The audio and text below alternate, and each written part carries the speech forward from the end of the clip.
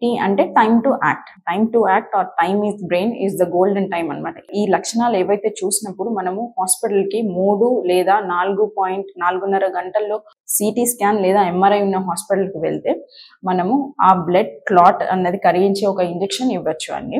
ఇప్పుడు మనము clot కరిగించే injection 4.5 గంటల లోపు మాత్రమే ఇవ్వాల్సి ఉంటుంది. తర్వాత ఇస్తే దానివల్ల బ్లీడింగ్ అయ్యి వేరే మళ్ళీ ప్రాణాపాయం స్థితికి వచ్చే అవకాశం ఉంటుంది. సో ఎంత తొందరగా మీ లక్షణాలు గమనిస్తే అంత తొందరగా హాస్పిటల్కి రీచ్ అవుతే గనక మనం ఈ ఇంజెక్షన్ ఇచ్చే అవకాశం ఉంటుంది. మరి 6 గంటలు లేదా 4.5 గంటల తర్వాత నెక్స్ట్ ప్లాన్ ఆఫ్ యాక్షన్ ఏంటి అని కోవచ్చు. నెక్స్ట్ ప్లాన్ ఆఫ్ యాక్షన్ ఒకవేళ ఈ అయితే రక్తనాళాలు పెద్ద రక్తనాళాల్లో అంటే లార్జ్ వెజల్ అబ్స్ట్రక్షన్ ఉంది అని అనుకుంటే కనుక మెకానికల్ థ్రాంబెక్టమీ అని ఇంకొక ఆప్షన్ ఉంటుందండి.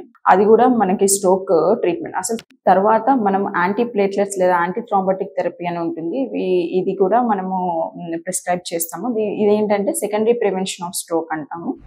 ఇది ఒకవేళ స్ట్రోక్ వచ్చిన తర్వాత చెయ్యి కాలు చచ్చిపడిపోతే ఏమి చేయాలి అనుకుంటే దాన్ని న్యూరో రీహాబిలిటేషన్ అండి. అది మెయిన్గా ఫిజియోథెరపీ తోని మనం ట్రీట్ చేస్తూ ఉంటాం. ఈ స్ట్రోక్ వచ్చిన తర్వాత ఎవ్రీ 3 to 6 months లో మన న్యూరాలజిస్ట్ ఫాలోఅప్ లో ఉండి అన్ని మెడికేషన్స్ ఈ డయాబెటీస్ హైపర్ టెన్షన్ కంట్రోల్లో ఉంచుకుంటే ఫర్దర్ గా మనం స్ట్రోక్ రికరెన్స్ రాకుండా చూసుకోవచ్చు.